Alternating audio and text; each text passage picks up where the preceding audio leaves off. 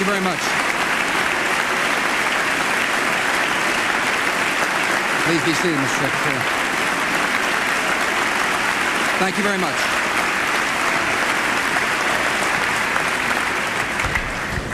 Members of Congress, I have the high privilege and the distinct honor of presenting to you the President of the United States.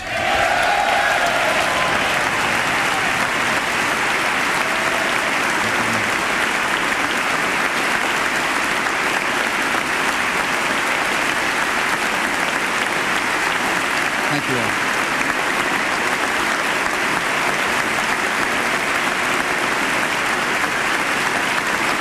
Thank you all very much. Please be seated.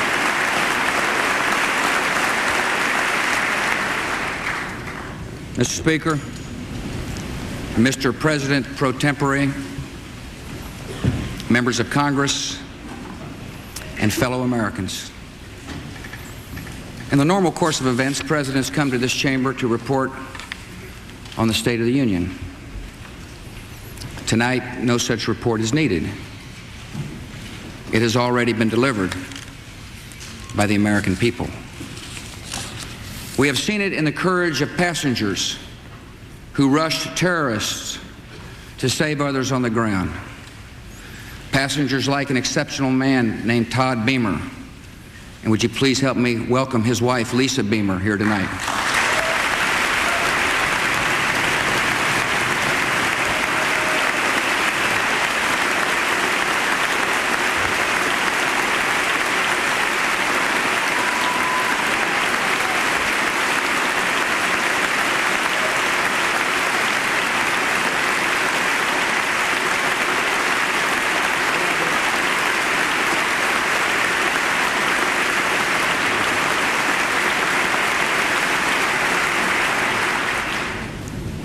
We have seen the state of our union in the endurance of rescuers working past exhaustion.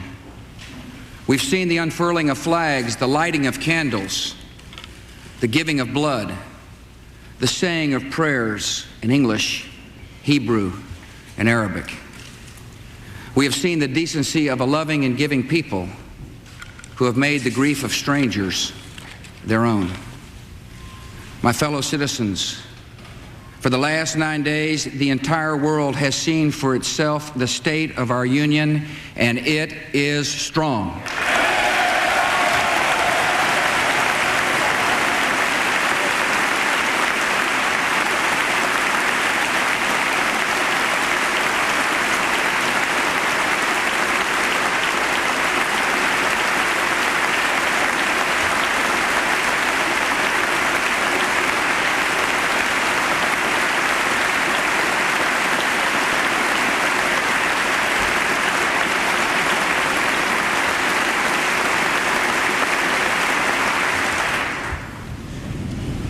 Tonight, we are a country awakened to danger and called to defend freedom. Our grief has turned to anger, and anger to resolution. Whether we bring our enemies to justice or bring justice to our enemies, justice will be done.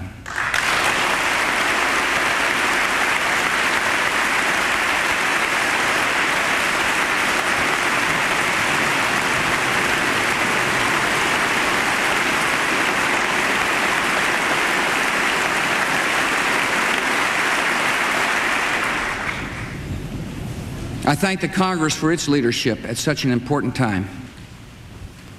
All of America was touched on the evening of the tragedy to see Republicans and Democrats join together on the steps of this Capitol, singing "God Bless America."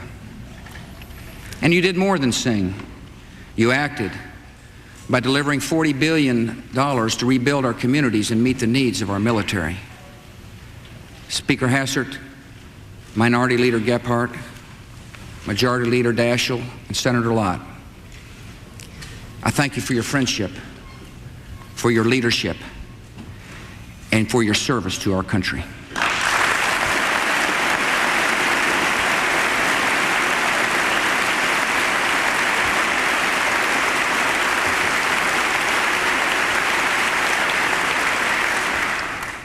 And on behalf of the American people, I thank the world for its outpouring of support. America will never forget the sounds of our national anthem playing at Buckingham Palace, on the streets of Paris, and at Berlin's Brandenburg Gate. We will not forget South Korean children gathering to pray outside our embassy in Seoul, or the prayers of sympathy offered at a mosque in Cairo. We will not forget moments of silence and days of mourning in Australia and Africa and Latin America. Nor will we forget the citizens of 80 other nations who died with our own. Dozens of Pakistanis, more than 130 Israelis, more than 250 citizens of India, men and women from El Salvador, Iran, Mexico, and Japan, and hundreds of British citizens. America has no truer friend than Great Britain.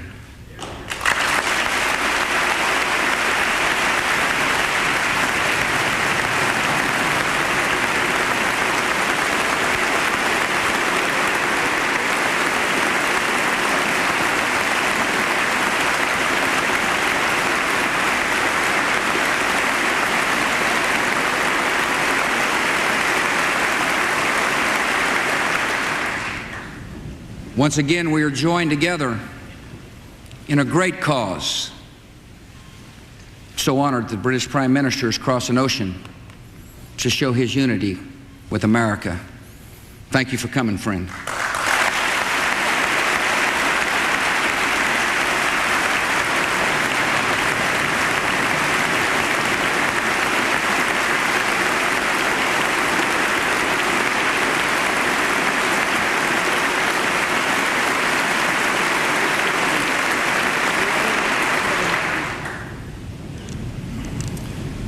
On September the 11th, enemies of freedom committed an act of war against our country.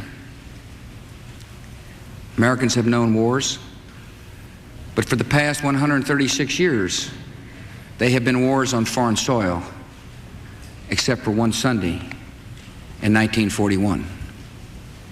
Americans have known the casualties of war, but not at the center of a great city on a peaceful morning. Americans have known surprise attacks, but never before on thousands of civilians.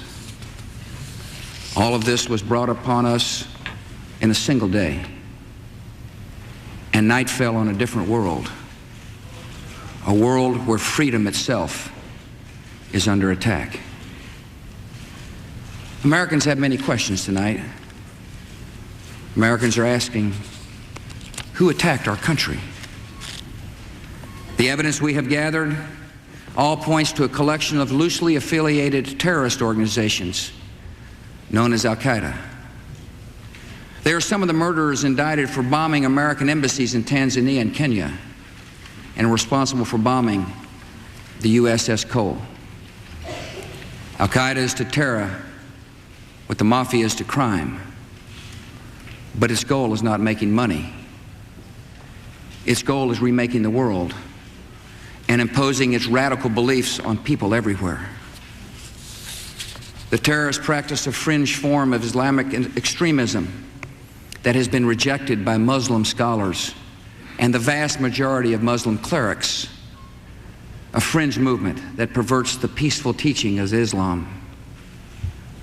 The terrorist directive commands them to kill Christians and Jews, to kill all Americans, and make no distinctions among military and civilians, including women and children.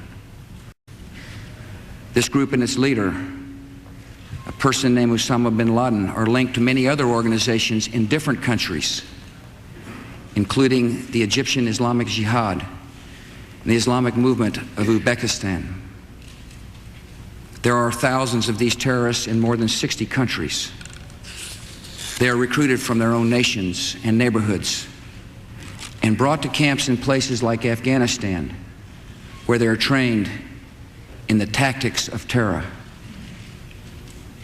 They are sent back to their homes or sent to hide in countries around the world to plot evil and destruction. The leadership of Al-Qaeda has great influence in Afghanistan and supports the Taliban regime in controlling most of that country. In Afghanistan, we see al-Qaeda's vision for the world. Afghanistan's people have been brutalized. Many are starving, and many have fled. Women are not allowed to attend school. You can be jailed for owning a television. Religion can be practiced only as their leaders dictate. A man can be jailed in Afghanistan if his beard is not long enough.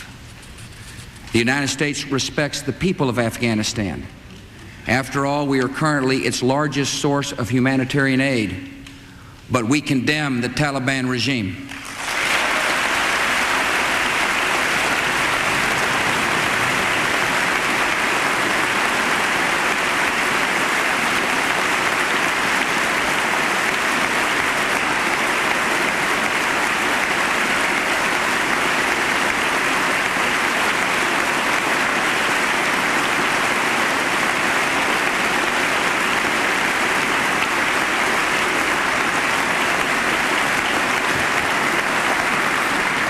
It is not only repressing its own people, it is threatening people everywhere by sponsoring and sheltering and supplying terrorists. By aiding and abetting murder, the Taliban regime is committing murder.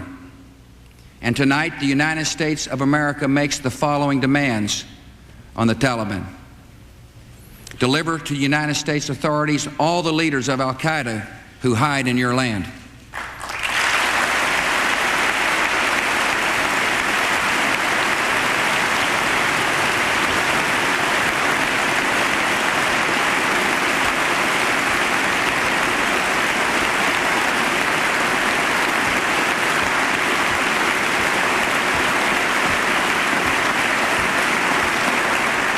Release all foreign nationals, including American citizens you have unjustly imprisoned. Protect foreign journalists, diplomats, and aid workers in your country. Close immediately and permanently every terrorist training camp in Afghanistan, and hand over every terrorist and every person in their support structure to appropriate authorities.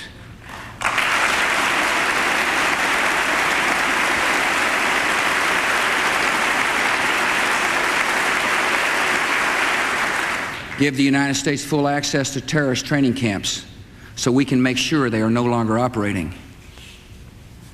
These demands are not open to negotiation or discussion.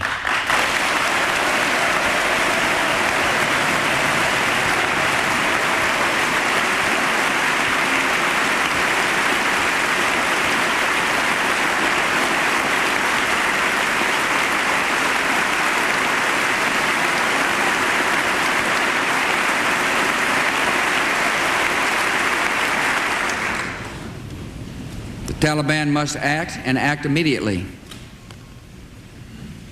They will hand over the terrorists, or they will share in their fate.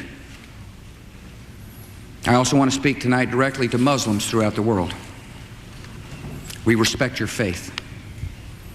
It's practiced freely by many millions of Americans, and by millions more in countries that America counts as friends.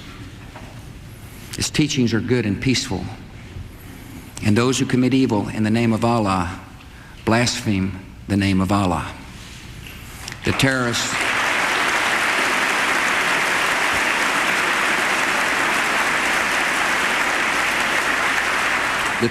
are traitors to their own faith, trying in effect to hijack Islam itself. The enemy of America is not our many Muslim friends. It is not our many Arab friends. Our enemy is a radical network of terrorists and every government that supports them.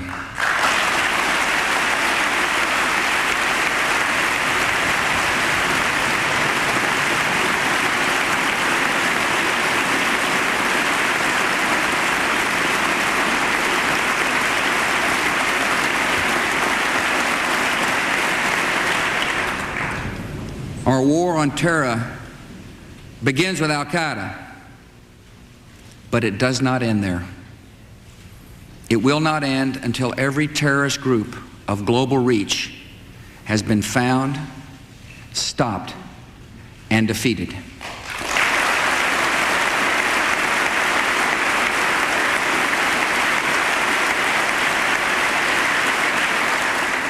Americans are asking, why do they hate us? They hate what they see right here in this chamber, a democratically elected government. Their leaders are self-appointed.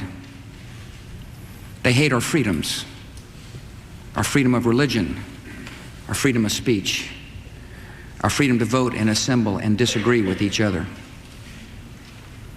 They want to overthrow existing governments in many Muslim countries, such as Egypt, Saudi Arabia, and Jordan. They want to drive Israel out of the Middle East. They want to drive Christians and Jews out of vast regions of Asia and Africa. These terrorists kill not merely to end lives, but to disrupt and end a way of life. With every atrocity, they hope that America grows fearful, retreating from the world and forsaking our friends.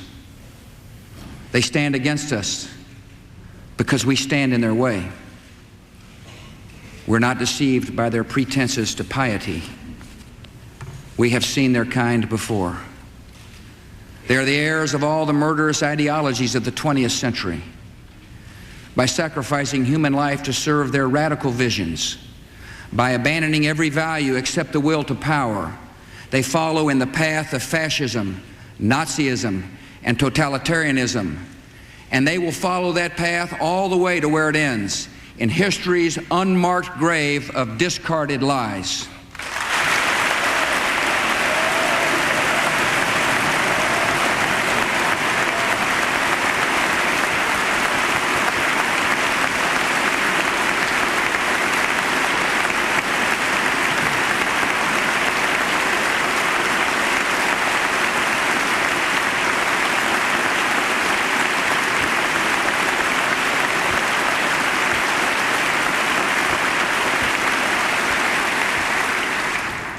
Americans are asking, how will we fight and win this war?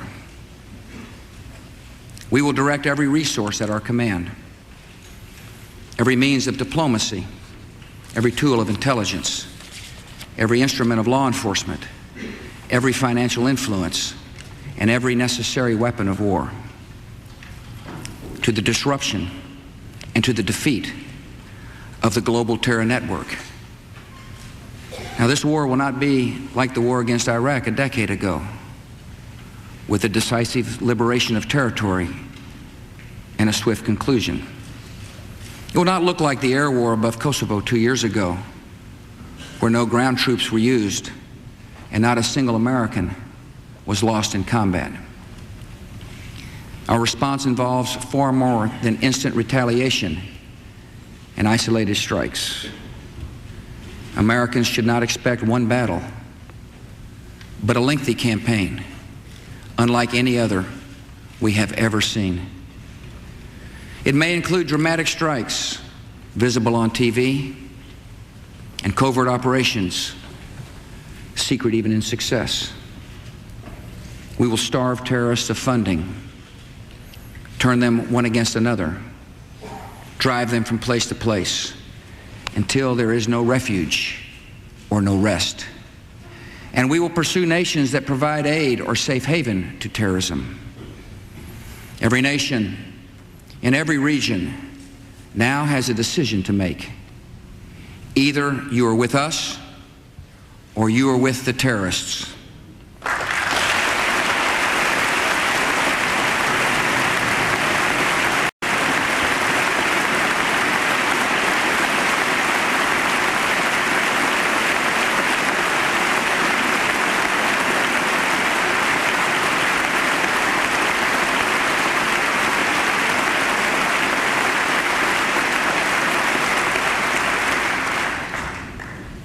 From this day forward, any nation that continues to harbor or support terrorism will be regarded by the United States as a hostile regime. Our nation has been put on notice. We're not immune from attack. We will take defensive measures against terrorism to protect Americans. Today, dozens of federal departments and agencies, as well as state and local governments, have responsibilities affecting homeland security. These efforts must be coordinated at the highest level. So tonight I announce the creation of a cabinet-level position reporting directly to me, the Office of Homeland Security. And tonight I also announce a distinguished American to lead this effort to strengthen American security, a military veteran, an effective governor, a true patriot, a trusted friend, Pennsylvania's Tom Ridge.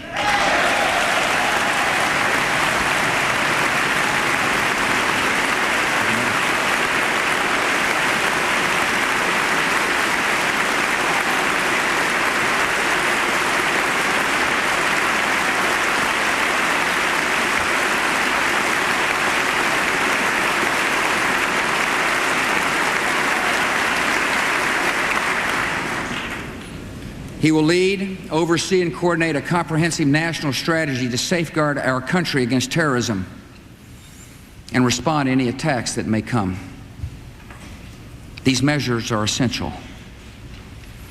The only way to defeat terrorism as a threat to our way of life is to stop it, eliminate it, and destroy it where it grows.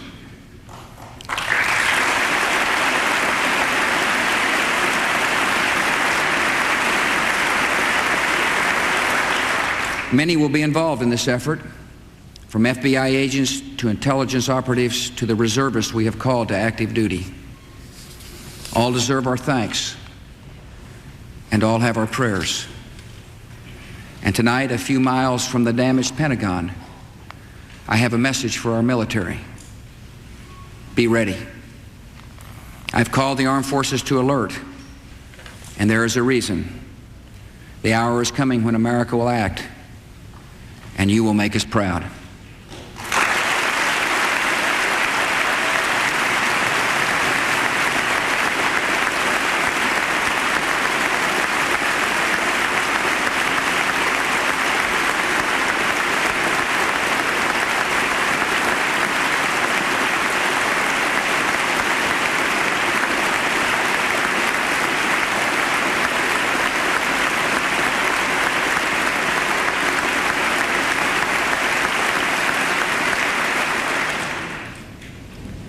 This is not, however, just America's fight. And what is at stake is not just America's freedom.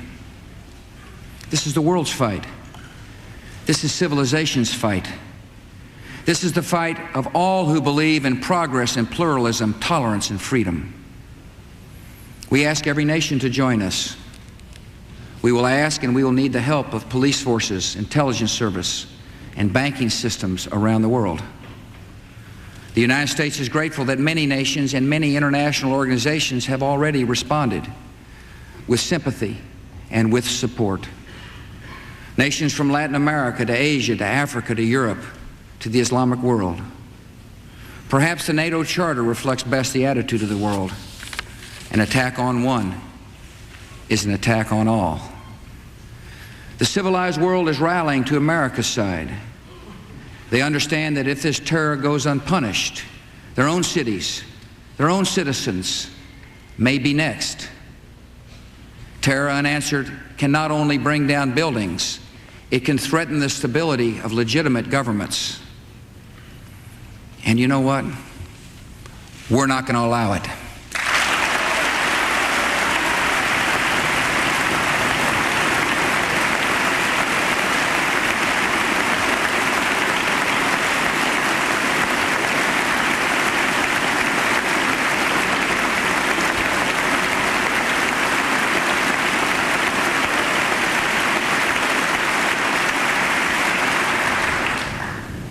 Americans are asking what is expected of us.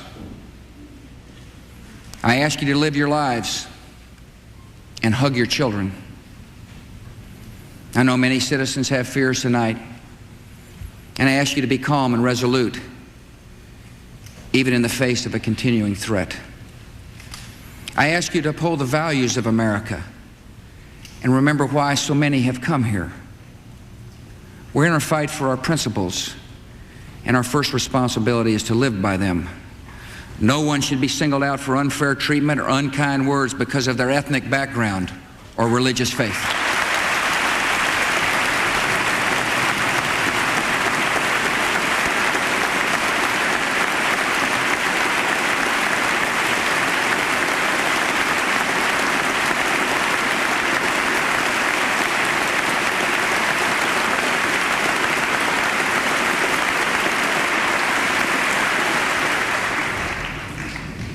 I ask you to continue to support the victims of this tragedy with your contributions.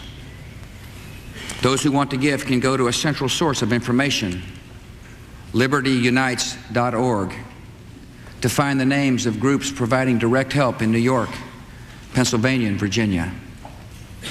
The thousands of FBI agents who are now at work in this investigation may need your cooperation, and I ask you to give it.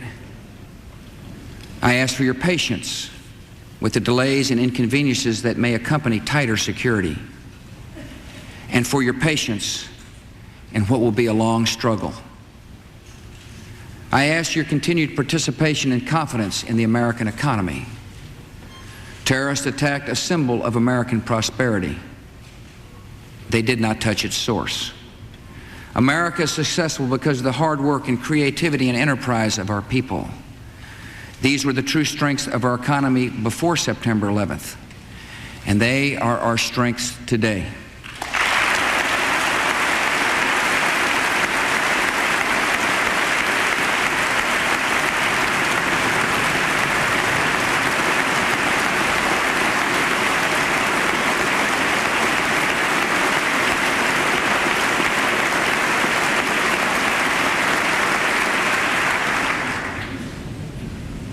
And finally, please continue praying for the victims of terror and their families, for those in uniform, and for our great country. Prayer has comforted us in sorrow and will help strengthen us for the journey ahead. Tonight, I thank my fellow Americans for what you have already done and for what you will do. And ladies and gentlemen of the Congress, I thank you, their representatives, for what you have already done and for what we will do together. Tonight, we face new and sudden national challenges. We will come together to improve air safety, to dramatically expand the number of air marshals on domestic flights, and take new measures to prevent hijacking. We will come together to promote stability and keep our airlines flying with direct assistance during this emergency.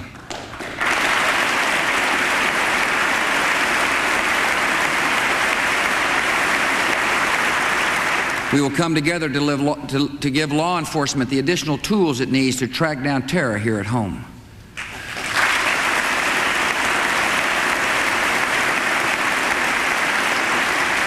We will come together to strengthen our intelligence capabilities to know the plans of terrorists before they act and to find them before they strike.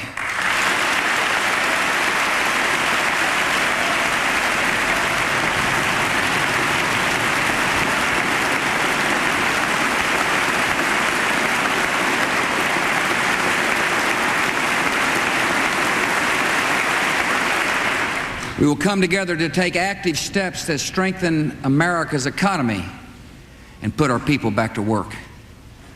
Tonight we welcome two leaders who embody the extraordinary spirit of all New Yorkers, Governor George Pataki and Mayor Rudolph Giuliani.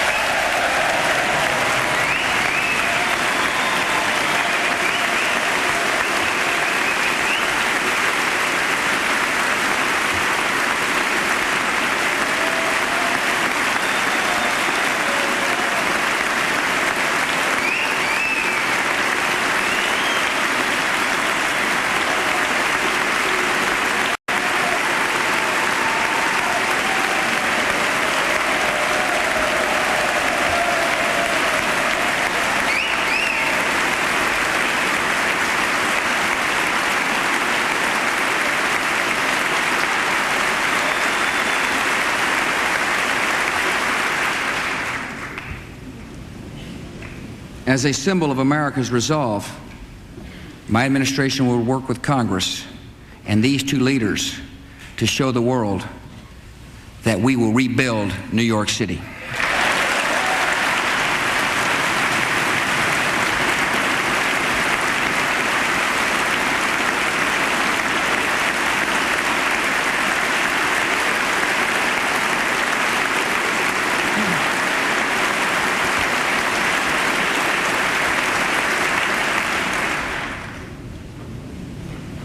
After all that has just passed, all the lives taken and all the possibilities and hopes that died with them, it is natural to wonder if America's future is one of fear.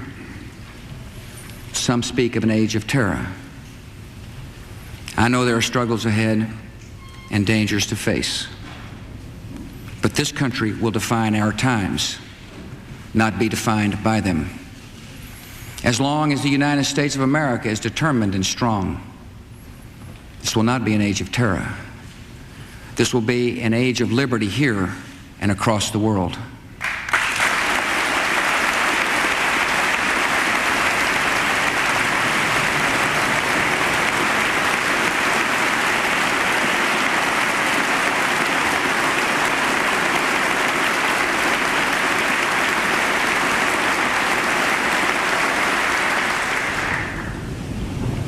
Great harm has been done to us. We have suffered great loss. And in our grief and anger, we have found our mission and our moment. Freedom and fear are at war. The advance of human freedom, the great achievement of our time and the great hope of every time, now depends on us.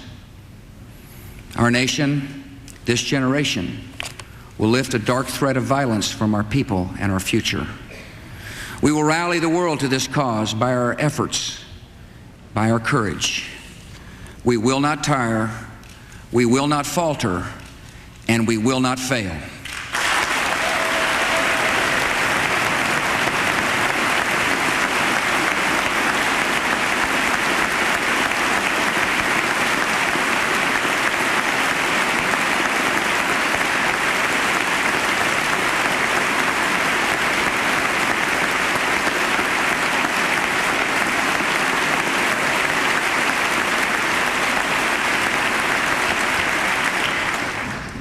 It is my hope that in the months and years ahead, life will return almost to normal. We'll go back to our lives and routines, and that is good. Even grief recedes with time and grace. But our resolve must not pass. Each of us will remember what happened that day and to whom it happened. We'll remember the moment the news came, where we were, and what we were doing. Some will remember an image of a fire or a story of rescue. Some will carry memories of a face and a voice gone forever. And I will carry this. It is the police shield of a man named George Howard, who died at the World Trade Center trying to save others. It was given to me by his mom, Arlene, as a proud memorial to her son. It is my reminder of lives that ended and a task that does not end.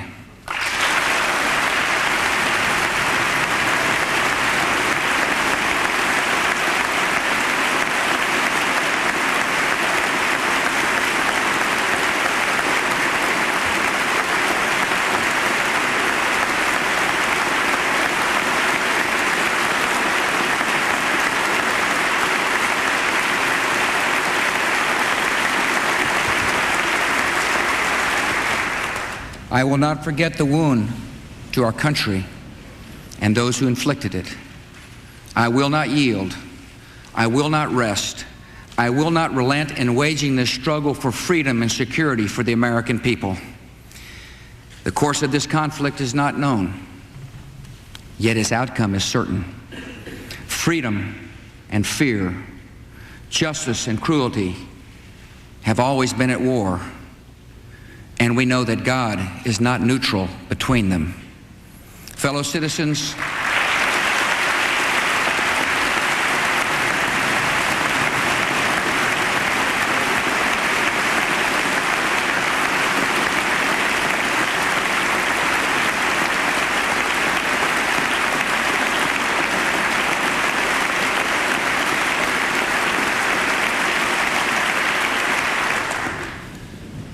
Fellow citizens, we'll meet violence with patient justice, assured of the rightness of our cause and confident of the victories to come.